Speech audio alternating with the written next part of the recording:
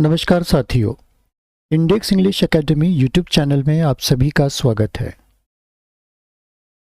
पिछले वाले वीडियो में हम लोगों ने इंग्लिश रीडिंग और उसके कठिन शब्दों के अर्थों को हमने यहाँ पे जानने की कोशिश की थी। आज का जो वीडियो है हमारा उसी का एक हिस्सा है, हम इसे पार्ट 3 कह सकते हैं। आज के इस पूरे वीडियो में हम मंकी एंड द क्रोकोडाइल, ये जो स्टोरी है उसके जितने भी हार्ड वर्ड्स थे मैंने यहाँ पर अलग अलग लिख कर रखे हैं। इनके मीनिंग्स में यहाँ पर हिंदी में क्या होते हैं वो मैं यहाँ पर लिख कर आप लोगों को बताऊंगा। आप लोग इन वर्ड्स को सीख सकते हैं और इनकी जानकारी यहाँ पर आप ले सकते हैं। तो चलिए शुरुआत करते हैं। शुरुआत करने के पहले यदि आप लोगों ने अभी तक मेरे YouTube चैनल को सब्सक्राइब नहीं किया है तो इसे जल्द ही आप सब्सक्राइब कर लें और हाँ, बेल आइकन के बटन को दबाना न भूलें। दोस्तों, मेरी कोशिश होती है कि मैं आपको इंग्लिश स्पीकिंग के बारे में जो भी ज़रूरी जानकारियाँ हैं वो मैं आपको यहाँ पर दूँ। इसके लिए जो भी ज़रूरी प्रैक्टिसेस होती है, एक्सरसाइज होती है, वो मैं आपको यहाँ पर करवाने की कोशिश करता हूँ। इन प्रैक्टिस की वजह से या इनकी सहायता से, इनकी हेल्प से आप अपनी जो अंग्रेजी है वो काफ़ी हद तक सुधार सकते हैं। अंग्रेजी भाषा सीखना काफ़ी आसान है, लेकिन यदि सिस्टमेटिक तरीके से हम इस भाषा को सीखें या प्रयास करें तो बहुत जल्दी ही हम इस भाषा को सीख लेते हैं। तो चलिए ज़्यादा समय व्यर्थ न करते हुए हम लोग इसके हार्ड वर्ड्स के मीनिंग को यहाँ पर देख लेते हैं। मैं यहाँ पर आपको जो स्टोरी है हमारी वाली, जिस पर हम वर्क कर रहे हैं, उसका नाम मैं आपको यहाँ पर एक बार लिख देता हूँ ताकि कोई कन्फ्यूज़न ना हो। यदि आपने ये वीडियोज़, इसके पहले वाले जो पार्ट 2 है, पार्ट 1 है, और ये वाला जो मैं अभी आपको आज बता रहा हूँ ये पार्ट 3 हम इसे बोलेंगे। यदि इसके पहले के 2 वीडियो आपने इस स्टोरी के नहीं देखे हैं तो आप सबसे पहले उस वीडियो को देखिए और उन दोनों वीडियोस की लिंक्स मैं आपको इस वाली वीडियो के डिस्क्रिप्शन बॉक्स में अवेलेबल करवा दूंगा। तो आप पहले वो वीडियो देखें, एक एक करके देखें। पहला पार्ट फर्स्ट देखें, देन सेकेंड पार्ट देखें, देन ये वाले थर्ड पार्ट पे आप आइए। क्योंकि यदि आप शुरू से इस वीडियो को देखेंगे तो आप काफ़ी हद तक जानकारी इसमें समझ पाएंगे और नई नई जानकारी सीख पाएंगे। तो चलिए शुरुआत करते हैं। ये हमारा वीडियो है पार्ट 3। स्टोरी का नाम था मंकी एंड क्रोकोडाइल। तो इसके जो भी हार्ड वर्ड्स हैं, हार्ड वर्ड्स मीनिंग से, यानी इसके जो भी कठिन शब्दों के अर्थ हैं वो हम यहाँ पर देखने वाले हैं। सबसे पहला जो शब्द हमारे यहाँ पर आया है बिग, BIG, बिग। बिग का मतलब तो आमतौर पर बड़ा होता है। दूसरा आता है बैंक, BANK। बैंक का मतलब होता है किनारा। नदी का जो किनारा होता है उसे आमतौर पर बैंक कहा जाता है। तीसरा शब्द है यहाँ पर लीव्ड, LIVED। लीव्ड का मतलब होता है रहता था। यहाँ पर आप ध्यान दीजिएगा कि लीव्ड शब्द में यहाँ पर आखिरी में ED लगा हुआ है, तो इसका मतलब होता है रहता था। लीव का जो शब्द होता है वो होता है रहना। यहाँ पर ED लगा है तो हम कह सकते हैं कि इसको रहता था। That, THAT, that. दैट का मतलब होता है वह। Below, BELOW।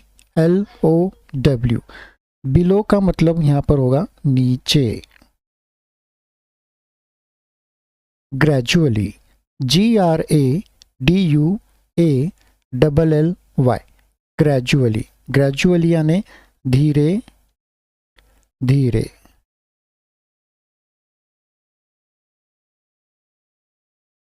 Become, BECAME। Become का मतलब होता है बनना।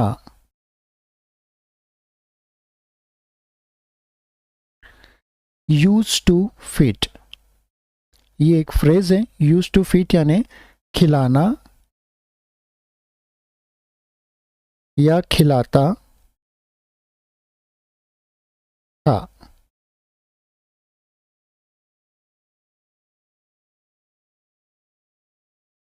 इसके बाद यहाँ पर जो शब्द आ रहा है वो है plucking, PLUCKING।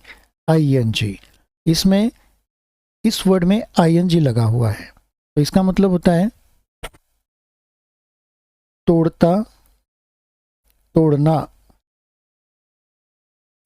From, FROM, from का मतलब होता है से।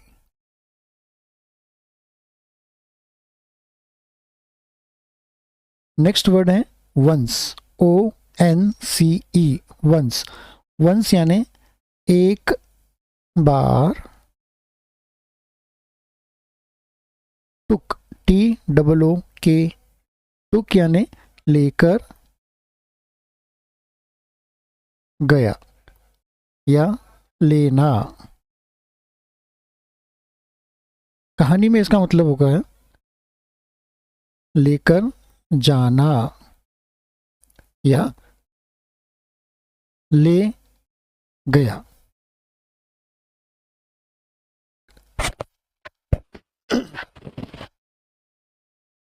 आफ्टर ईटिंग, आफ्टर का मतलब होता है बाद में। ईटिंग का मतलब होता है खाना। इसका जो पूरा मतलब आता है कि खाने के बाद, खाने के बाद। थॉट, THOUGHT, थॉट यानी विचार या सोच। सिंस से, तब से, कब से या कितने दिनों से।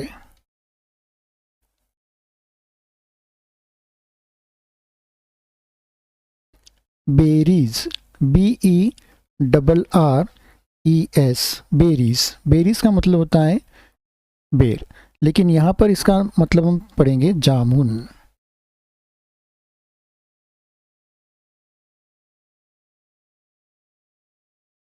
सो, SO, सो, तो।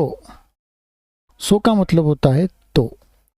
Would be, WOULD BE, would be. Would be का मतलब होता है होगा। हु, WHO, हु यानी जो। इसका एक और मतलब होता है कौन। दीज, THESE, दीज, दीज यानी यह। डेली, DAILY, डेली यानी नित्य या रोज। Wanted, WANTED, wanted. इसमें भी ED लगा हुआ है। वांटेड यानी चाहता था। आस्क, ASKED, आस्क्ड, पूछा। आस्क का मतलब आएगा पूछा। क्विकली, QUICKLY, क्विकली यानी जल्दी से। सैट, SAT, सैट, सैट यानी बैठा। Back, BACK, back. बैक का मतलब होता है आमतौर पर पीछे, लेकिन इस कहानी में इसका मतलब आएगा पीठ। While, WHILE,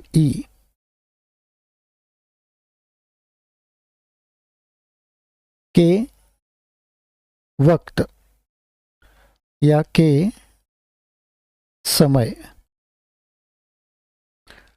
talking, TALKING, talking यानी बात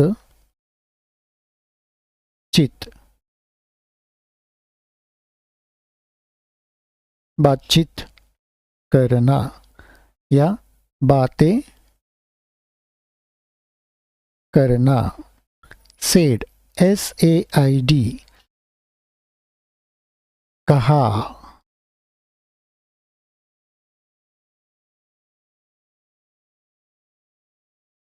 should have, SHOULD HAVE, should have का मतलब हम यहाँ पर इस स्टोरी में मानेंगे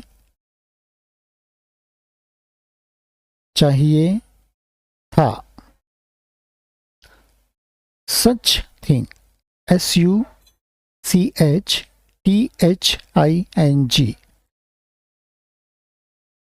ऐसी बात या यह बात। अर्लियर, EARLIER, अर्लियर का हम मतलब अर्लियर का हम मतलब यहाँ पर लेंगे पहले। कीप, KEEP, कीप का मतलब होता है रखना। ओनली, ONLY, ओनली का मतलब यहाँ पर होगा सिर्फ। Take me, TAKEME, take me का मतलब होगा कि मुझे लो। यहाँ पर हम कहानी के हिसाब से पढ़ेंगे, मुझे लेकर चलो, मुझे लेकर चलो। राइड, RIDE, राइड, राइड यानी सवारी, बैठकर घूमना।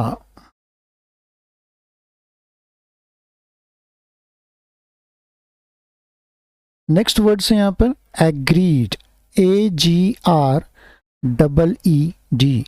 एग्रीड का मतलब होता है यहाँ पर मान गया, राजी हो गया। Turn back, TURNEDBACK, turn back, वापस, पीछे मुड़ा। अब यहाँ पर ये जो बैक है, BACK, बैक, ये बैक का मतलब होता है पीछे, और इसके पहले जो हमने बैक देखा था उसका मतलब होता है पीठ। देखिए कहाँ पर हमने देखा था, ये वाला बैक।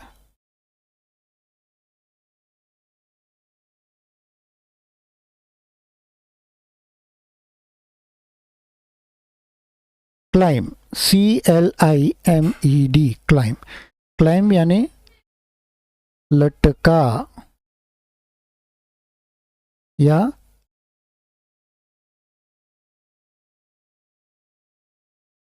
टंगा। आफ्टर, AFTER, के बाद। फ्रॉम, से। टुडे, टुडे का मतलब होता है आज या अभी। हम अभी भी इसका यूज ले सकते हैं, आज या अभी। ऑनवर्ड्स, ONWARDS, ऑनवर्ड्स यानी आगे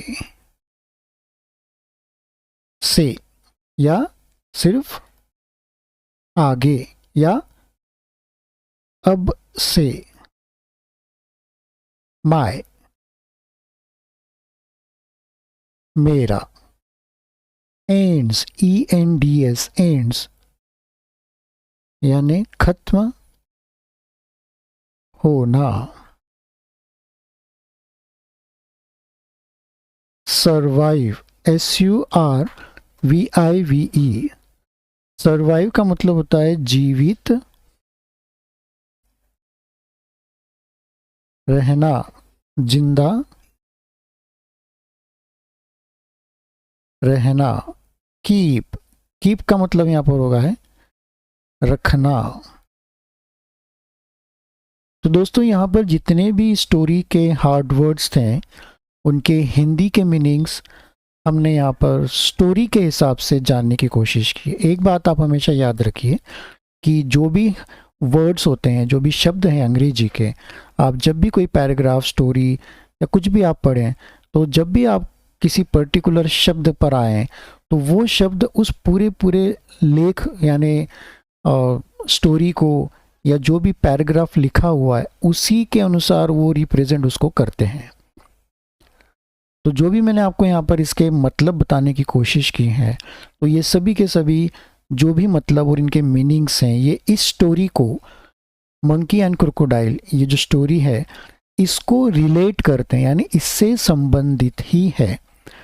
वैसे कहावत है अंग्रेजी में कि अंग्रेजी भाषा में एक शब्द के कई अर्थ निकलते हैं, लेकिन उन अर्थों में से सही अर्थ उस सेंटेंस के लिए या उस पैराग्राफ के लिए क्या साबित हो सकता है, इसका ज्ञान हमें खुद लगाना होता है। तो आज की एक्सरसाइज आशा करता हूँ आपको काम में आएगी। आप काफ़ी कुछ सीखेंगे इसमें, नए नए शब्द आप यहाँ पर जानने को आपको मिल रहा है। आप इन शब्दों को देखें, समझें, इन शब्दों को आप अपने मस्तिष्क में, दिमाग में बैठाने की कोशिश करें और कोशिश करें साथ ही साथ में कि आप जो भी आपकी डेली रूटीन की इंग्लिश बोलते हैं उनमें आप इन शब्दों को ज़रूर शामिल करें। और यदि आपके आंखों के सामने कुछ पढ़ने में आए तो इन शब्दों का आसानी से आप पढ़कर मतलब निकाल सकें। तो आज के लिए हम यहीं पर स्टॉप करते हैं। इसका नेक्स्ट वाला 4th पार्ट वाला वीडियो भी मैं जल्दी यहाँ पर आपके लिए लेकर आऊँगा। 4th वाली वीडियो में मैं आपके लिए इस स्टोरी का पूरा ट्रांसलेशन कराऊंगा और मैं आपको हिंदी में वहाँ पर लिख कर भी बताऊंगा कि इस सेंटेंस का पूरा हिंदी में ट्रांसलेट या अनुवाद करके किस तरह से हम इसका मतलब लिख सकते हैं। तो दोस्तों जल्दी ही आपसे नेक्स्ट वाली वीडियो में मुलाकात होगी। तब तक के लिए गुड बाय।